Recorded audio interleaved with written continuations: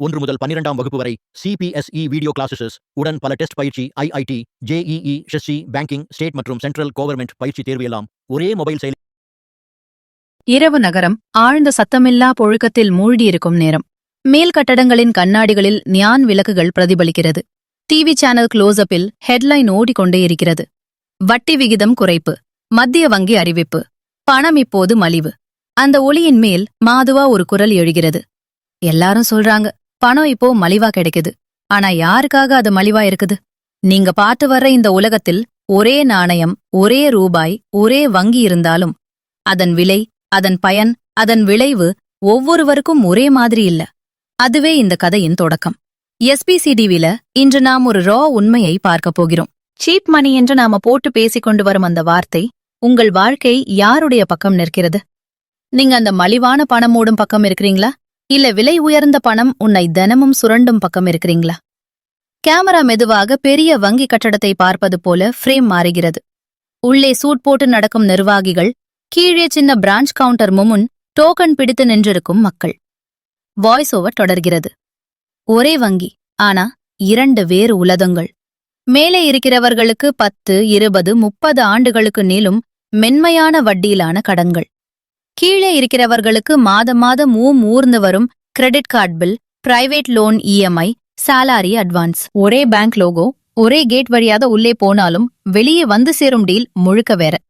முதலே மலிவான பணம் என்றால் என்ன என்பதையே அமைதியாக உடைக்கிறது குரல். சீப் மணின்னு சொன்னாலே பேருக்கு ஒரு ஃபீல். பேங்க் எல்லாருக்கும் போட்டியா ஆஃபர் பண்றா, கடன் எடுக்க சோ ஈஸி ஆகிட்டுதா, இதோ லைஃப் செட்டில் ஆக போகுது. ஆனா சீப் மணி என்பது கடன் கொடுக்க நாம் வாங்கும் கேஷ் பற்றிய கதை இல்ல. இது ஒரு ரகசிய பிரிவு, அதிகம் பேசப்படாத, ஆனால் எல்லா தீர்மானங்களையும் இன்ஃப்ளூயன்ஸ் பண்ணும் கடன்களின் உலகம். அந்த உலகத்தில் 3 தங்க சட்டங்கள். குரலில் அவற்றை ஒவ்வொன்றாக ஃப்ரேம் செய்கிறது. முதல், மிக குறைந்த வட்டி. இன்ஃப்ளேஷன் எவ்வளவு இருக்கோ அதற்கருகில, சில நேரங்களில் அதைவிட குறைவாக. இதுல ஷார்ட் டேர்ம் எக்ஸைட்மெண்ட் இல்ல. இங்க ஹீரோ வேகம் கிடையாது, நிலைத்தன்மைதான்.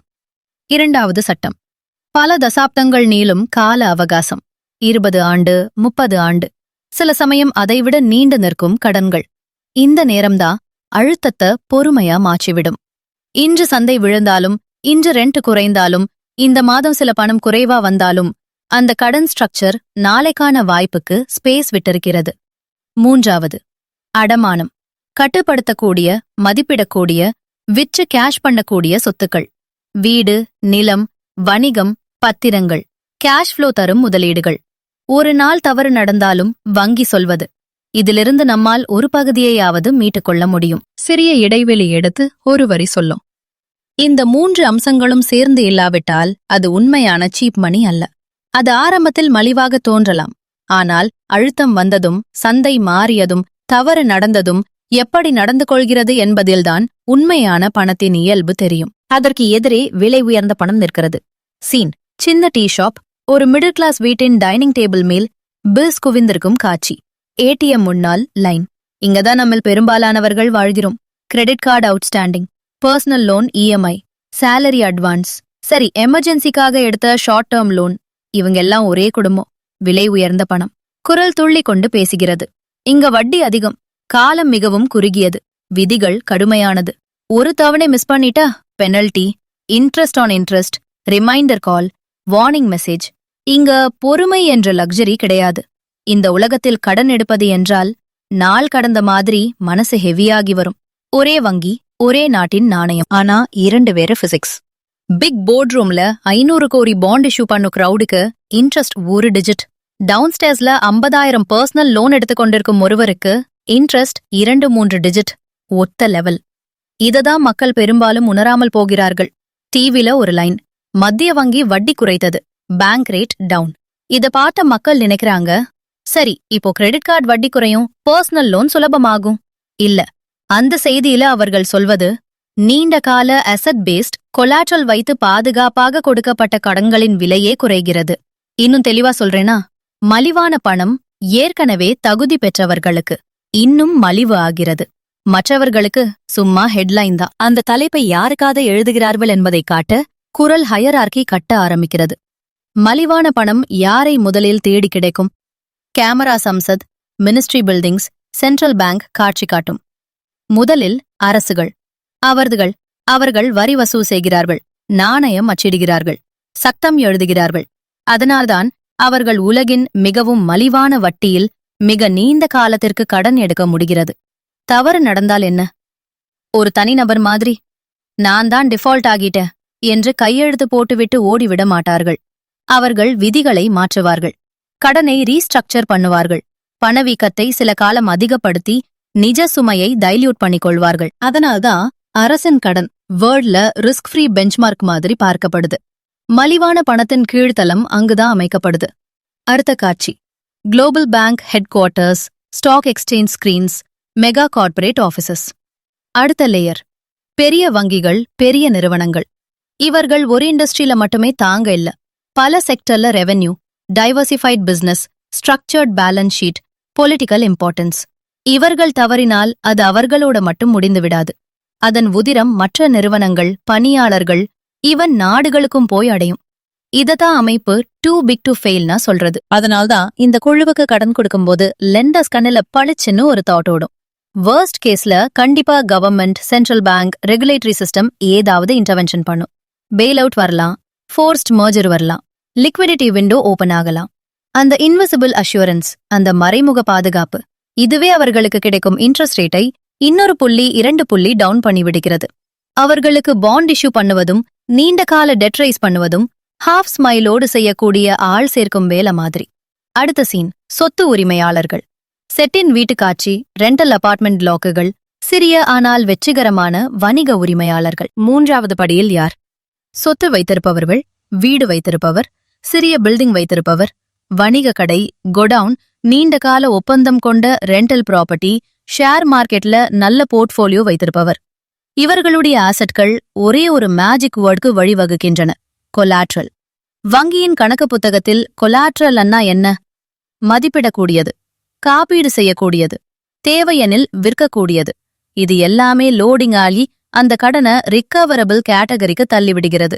ரிக்கவரபிள் லோன் என்றால் ரிஸ்க் குறைந்து விட்டது. ரிஸ்க் குறைந்தால் இன்ட்ரெஸ்ட் குறையும். அதனால்தான் மிதமான சாலரியில இருக்கும் ஒருவரும் வீட்டை கொலாட்டல் வைத்து பர்சனல் லோன் விட குறைந்த வட்டியில் ஹோம் எக்விட்டி லோன் எடுக்க முடியும். அதே நேரத்தில் அதிக சாலரி இருந்தாலும் ஜீரோ அசெட் வைத்திருக்கும் ஒருவர் அன்செக்யூர்ட் பர்சனல் லோனுக்காக அதிக வட்டி கொடுக்க வேண்டிய நிலை. அடுத்த ஷாட் மருத்துவர்கள், சீனியர் ஐடி ப்ரொஃபஷனல்ஸ், ஒரு எம்என்சியின் வைஸ் பிரசிடென்ட், சார்ட்டர்ட் அக்கவுண்டன்ட்ஸ். இதற்கு கீழே இன்னொரு இன்ட்ரெஸ்டிங் குரூப், உயர்ந்த வருமானமுடைய நிலையான professionals, doctors, senior corporate executives, long term consultants. இவர்கள் எல்லாம் பல வகை சொத்து இல்லாவிட்டாலும் ஒரு தொடர்ச்சியான முன்னறிவிக்கக்கூடிய வருமான சுழற்சி வைத்திருக்கிறார்கள். இந்த பிரெடிக்டபிலிட்டி, இந்த நிலைத்தன்மை சிஸ்டம் கண்ணில் பியோர் கோல்ட். வங்கி பார்க்கும் இந்த மனிதன் மகள் பல வருடங்களாக ஒரே ஃபீல்டுல இருக்கிறாரா? சாலரி ஒவ்வொரு மாதமும் ஆல்மோஸ்ட் ஃபிக்ஸ்டாக வருகிறதா? ஜாப் ஹாப் ஆகினாலும் டோட்டல் ஏர்னிங் கெப்பாசிட்டி ஸ்டேபிளாக இருக்கிறதா? அப்படின்னா ரிஸ்க் ஸ்கோர் டிராப் ஆகும், இன்ட்ரெஸ்ட் ரேட் டிராப் ஆகும், லோன் டேர்ம்ஸ் சாஃப்ட் ஆகும். அப்படின்னா இந்த குழுவுக்கும் ஒரு அளவுக்கு சீப் மணி கேட் ஓபன் ஆகிவிடும். அதற்கு கீழே இருக்கும் பெரிய கூட்டமே மற்ற அனைவரும்: வீதி வணிகர், ஃப்ரீலான்சிங் ஜாப் பண்ணும் ஒருவன், kick worker, small shop owner, seasonal income உடையவர்கள், டே டு டே கேஷ் ஃப்ளோக்கு அடிமையாக இருக்கும் குடும்பங்கள். கொலாட்டரல் இல்லா போனால், டாக்குமெண்டட் ஸ்டேபிள் இன்கம் இல்லா போனால், ஃபைனான்சியல் ஹிஸ்டரி குறைவா இருந்தால் இவர்கள் சிஸ்டம் கண்ணில் அன்சர்டன். அதே தருணத்தில் அவர்களுக்கு வாழ்க்கை விலை உயர்ந்த பணத்தின் ரவுண்டில் முறிச்சு போட்டு விடுகிறது. இந்த குழுவுக்கு பேங்க் என்ன கொடுக்கிறது? அதனால்தான் இந்த குழுவுக்கு கடன் கொடுக்கும்போது லெண்டர்ஸ் கண்ணில பளிச்சுன்னு ஒரு தாட் ஓடும். வர்ஸ்ட் கேஸ்ல கண்டிப்பா government, central bank, regulatory system ஏதாவது இன்டர்வென்ஷன் பண்ணும். பெயில் அவுட் வரலாம், ஃபோர்ஸ்ட் மர்ஜர் வரலாம், லிக்விடிட்டி விண்டோ ஓபன் ஆகலாம். அந்த இன்விசிபிள் அஷூரன்ஸ், அந்த மறைமுக பாதுகாப்பு, இதுவே அவர்களுக்கு கிடைக்கும் இன்ட்ரெஸ்ட் ரேட்டை 2.2 டவுன் பண்ணிவிடுகிறது. அவர்களுக்கு பாண்ட் இஷ்யூ பண்ணுவதும், நீண்ட கால டெட் ரைஸ் பண்ணுவதும் ஹாஃப் ஸ்மைலோடு செய்யக்கூடிய ஆள் சேர்க்கும் வேலை மாதிரி. அடுத்த சீன் சொத்து உரிமையாளர்கள். செட்டின் வீட்டுக்காட்சி, ரெண்டல் அபார்ட்மெண்ட் பிளாக்குகள், சிறிய ஆனால் வெற்றிகரமான வணிக உரிமையாளர்கள். மூன்றாவது படியில் யார்? சொத்து வைத்திருப்பவர்கள், வீடு வைத்திருப்பவர், சிறிய பில்டிங் வைத்திருப்பவர், வணிக கடை, கொடவுன், நீண்டகால ஒப்பந்தம் கொண்ட ரெண்டல் ப்ராப்பர்ட்டி, ஷேர் மார்க்கெட்ல நல்ல போர்ட்ஃபோலியோ வைத்திருப்பவர். இவர்களுடைய ஆசெட்கள் ஒரே ஒரு மேஜிக் வேர்டுக்கு வழிவகுக்கின்றன: கொலாட்ரல். வங்கியின் கணக்கு புத்தகத்தில் கொலாட்ரல் அன்னா என்ன? மதிப்பிடக்கூடியது, காப்பீடு செய்யக்கூடியது, தேவையெனில் விற்கக்கூடியது. இது எல்லாமே லோடிங் ஆகி அந்த கடனை ரிக்கவரபிள் கேட்டகரிக்கு தள்ளிவிடுகிறது. ரிக்கவரபிள் லோன் என்றால் ரிஸ்க் குறைந்து விட்டது. ரிஸ்க் குறைந்தால் இன்ட்ரெஸ்ட் குறையும். அதனால்தான் மிதமான சாலரியில இருக்கும் ஒருவரும் வீட்டை கொலாட்டல் வைத்து பர்சனல் லோன் விட குறைந்த வட்டியில் ஹோம் எக்விட்டி லோன் எடுக்க முடியும். அதே நேரத்தில் அதிக சாலரி இருந்தாலும் 0 அசெட் வைத்திருக்கும் ஒருவர் அன்செக்யூர்ட் பர்சனல் லோனுக்காக அதிக வட்டி கொடுக்க வேண்டிய நிலை. அடுத்த ஷாட். மருத்துவர்கள், சீனியர் ஐடி ப்ரொஃபஷனல்ஸ், ஒரு MNCயின் வைஸ் பிரசிடென்ட், சார்ட்டர்ட் அக்கவுண்டன்ட்ஸ். இதற்கு கீழே இன்னொரு இன்ட்ரெஸ்டிங் குரூப், உயர்ந்த வருமானமுடைய நிலையான professionals, doctors, senior corporate executives, long term consultants. இவர்கள் எல்லாம் பல வகை சொத்து இல்லாவிட்டாலும் ஒரு தொடர்ச்சியான முன்னறிவிக்கக்கூடிய வருமான சுழற்சி வைத்திருக்கிறார்கள். இந்த பிரெடிக்டபிலிட்டி, இந்த நிலைத்தன்மை சிஸ்டம் கண்ணில் பியோர் கோல்ட். வங்கி பார்க்கும் இந்த மனிதன் மகள் பல வருடங்களாக ஒரே ஃபீல்டுல இருக்கிறாரா? சாலரி ஒவ்வொரு மாதமும் ஆல்மோஸ்ட் ஃபிக்ஸ்டாக வருகிறதா? ஜாப் ஹாப் ஆகினாலும் டோட்டல் ஏர்னிங் கெப்பாசிட்டி ஸ்டேபிளாக இருக்கிறதா? அப்படின்னா ரிஸ்க் ஸ்கோர் டிராப் ஆகும், இன்ட்ரெஸ்ட் ரேட் டிராப் ஆகும், லோன் டேர்ம்ஸ் சாஃப்ட் ஆகும். அப்படின்னா இந்த குழுவுக்கும் ஒரு அளவுக்கு சீப் மணி கேட் ஓபன் ஆகிவிடும். அதற்கு கீழே இருக்கும் பெரிய கூட்டமே மற்ற அனைவரும். வீதி வணிகர், ஃப்ரீலான்சிங் ஜாப் பண்ணும் ஒருவன், kick worker, small shop owner, seasonal income உடையவர்கள், டே டு டே கேஷ் ஃப்ளோக்கு அடிமையாக இருக்கும் குடும்பங்கள். கொலாட்டரல் இல்லா போனால், டாக்குமெண்டட் ஸ்டேபிள் இன்கம் இல்லா போனால், ஃபைனான்சியல் ஹிஸ்டரி குறைவா இருந்தால் இவர்கள் சிஸ்டம் கண்ணில் அன்சர்டன். அதே தருணத்தில் அவர்களுக்கு வாழ்க்கை விலை உயர்ந்த பணத்தின் ரவுண்டில் முறிச்சு போட்டு விடுகிறது. இந்த குழுவுக்கு பேங்க் என்ன கொடுக்கிறது? இதெல்லாம் தியரிட்டில் கதை மாதிரி தோன்றலாம். ஆனால் வீடியோ சினிமேட்டிக் ஓட்டம் ரியல் லைஃப் இம்பாக்ட் கழுக்குள் ஜூம் பண்ணும். ஃப்ரேம் 2ஆக ஸ்பிட். இடது பக்கம் சிஎப் மேனிக்கு ஆக்சஸ் உள்ளவர், வலது பக்கம் ஹை கோஸ்ட் டெப்ட்ல சிக்கியவர். லெஃப்ட் சைட்ல இருக்கிறவர் 30 ஆண்டு மோர்டேஜ்ல ஒரு வீடு வச்சிருக்கிறார். இன்ட்ரெஸ்ட் குறைஞ்சிருக்கிறது. ப்ராப்பர்ட்டி வேல்யூ தள்ளுமுள்ள இருந்தாலும் அவருக்கு இஎம்ஐ ஸ்ட்ரக்சர் மேனேஜபிள். அவர் மார்க்கெட் கிராஷ் கூட பேனிக்கா வீடு விற்க வேண்டிய சிச்சுவேஷன் வராது. இன்ட்ரெஸ்ட் ரேட் டாப் ஆச்சுன்னா அவர் ரிஃபைன்ஸ் பண்ணி கால அவகாசம் நீட்டிக்கலாம். அப்படி இல்லாவிட்டாலும் வேலை இன்கமோட கண்டினியூட்டி இருப்பது வரை டெட் அவரது வாழ்க்கையை நிர்வகிக்காமல் அவர் அந்த டெட்டை மேனேஜ் பண்ண முடியும். ரைட் சைட்ல கிரெடிட் கார்டு டெப்டோட ஒரு செல்ஃப் எம்ப்ளாய்ட் மனிதன். அவருக்கு பிசினஸ் லோ ஆச்சுன்னா, இன்கம் டிப் ஆயிருச்சுன்னா கார்டு பில் இருக்கா இல்லையா என்று பார்க்க முடியாது. அந்த கடன் பிரேக் கொடுக்காது. ஒரு பேமெண்ட் மிஸ் ஆயா என்றால் penalty, interest on interest, limit freeze, future eligibility குறைப்பு, இந்த எல்லாமே வரும். இந்த என்வாயர்மெண்ட்ல அவர் லாங் டேர்ம் வெல்த் பில்ட் பண்ணும் ரிஸ்க் எடுக்க நினைக்கிறது இட் செல்ஃப் டேஞ்சரஸ் ஆகிடும். இதுலயே கிளியர் ஆகிறது மலிவான பணம் எவ்வளவு பவர்ஃபுல்னா. சீப் மணி நீண்ட காலம் கிடைக்கும்போது ஒரு வீட்டை வாங்கி ஹோல்ட் பண்ணிக்கொள்ள முடியும். ஒரு பிசினஸ்ல டவுன் சைக்கிள் வந்தாலும் சர்வைவ் பண்ணி பிடித்து கொண்டு இருக்க முடியும். ஒரு ஆப்பர்ச்சுனிட்டி வந்தால் கிராஷ் காலத்தில் லோ பிரைஸ்ல அசெட்ஸ் வாங்குவது போன்ற அதற்கான எம்மோ இருக்கும். அதிக விலை பணம் கொண்டவர்களுக்கு இந்த லக்ஸரி நன். அவர்களுக்கு ஒரு மோசமான ஆண்டு வந்தால் அது செட்பேக் இல்லை, எக்ஸிட். மார்க்கெட்ல இருந்து வெளியேற வேண்டிய ஃபோர்ஸ். இதுல இருந்து ஒரு சட்டிலான இம்பாக்ட், பணவீக்கம். இன்ஃப்ளேஷன் என்ற வார்த்தை பெரும்பாலும் நெகட்டிவா பேசப்படும். ஆனால் சீப் லாங் டேர்ம் டெட் வைத்திருக்கும் ஒருவர் கண்ணில் இது ஒரு சைலண்ட் ஃப்ரெண்ட். விலை உயர்கிறது, உங்கள் ப்ராப்பர்ட்டி, உங்கள் அசெட்ஸ் வேல்யூ அதிகரிக்கிறது. ஆனால் நீங்கள் வாங்கிய லோன் நாமினல் அமௌண்ட் அதே. EMI maybe same. காலத்திற்கு காலம் அந்த கடனின் ரியல் வெயிட் கம்மியாகிக் கொண்டே இருக்கும். பணவீக்கம் குவாய்ட்லி அவர்களுக்காக வேலை செய்கிறது. இன்ஃப்ரேம்க்கு ஆப்போசிட்டாக high interest short term debt வைத்திருப்பவரின் மீது ஜூம். அவருக்கு இன்ஃப்ளேஷன் என்றால் வாழ்க்கை செலவு high. Petrol, gas, rent, food எல்லாம் ஜம்ப். அதை ஹேண்டில் பண்ண ஆல்ரெடி ஸ்ட்ரெச்ட் பட்ஜெட். அதற்கு மேலாக high interest debt compounding. Result, அவருடைய டெட் ரியல் பர்டன் லைட்டன் ஆகாமல் ஈவன் ஹெவியர் ஆகிறது. அதே பொருளாதாரத்துல இரு மனிதர்கள். ஒருவருக்கு இன்ஃப்ளேஷன் அட்வான்டேஜ், மற்றவருக்கு பனிஷ்மெண்ட். ஃபெயிலியூர் பற்றி சிஸ்டம் எப்படி இரு மொழிகளில் பேசுகிறது என்பதையும் குரல் எடுத்து காட்டுகிறது. சீப் மணி கிடைக்கும் உலகத்தில் ஃபெயிலியூர் என்றால் ஒரு ஃபேஸ். ஒரு ப்ராஜெக்ட் ஃப்ளாப், ஒரு இன்வெஸ்ட்மெண்ட் லாஸ், ஒரு ஸ்லோ டவுன். ஃபைனான்ஷியல் ஆனாலும் கேபிட்டல் கம்ப்ளீட் வைப் அவுட் ஆக மாட்டாது. Debt structure flexible. Restructure, roll over, extend, refinance, இது எல்லா ஆப்ஷன்ஸ். லாஸ் லெசன் ஆகும். ரிசெஷன் ஒரு டிலே மாதிரி தான். இதெல்லாம் தியரிட்டில் கதை மாதிரி தோன்றலாம். ஆனால் வீடியோ சினிமேட்டிக் ஓட்டம் ரீல் லைஃப் இம்பாக்ட் கழுக்குள் ஜூம் பண்ணும். ஃப்ரேம் 2ஆக ஸ்பிட். இடது பக்கம் சியப் மேனிக்கு ஆக்சஸ் உள்ளவர், வலது பக்கம் ஹை கோஸ்ட் டெப்ட்ல சிக்கியவர். லெஃப்ட் சைட்ல இருக்கிறவர் 30 ஆண்டு மோர்டேஜ்ல ஒரு வீடு வைச்சிருக்கிறார். இன்ட்ரெஸ்ட் குறைஞ்சிருக்கிறது.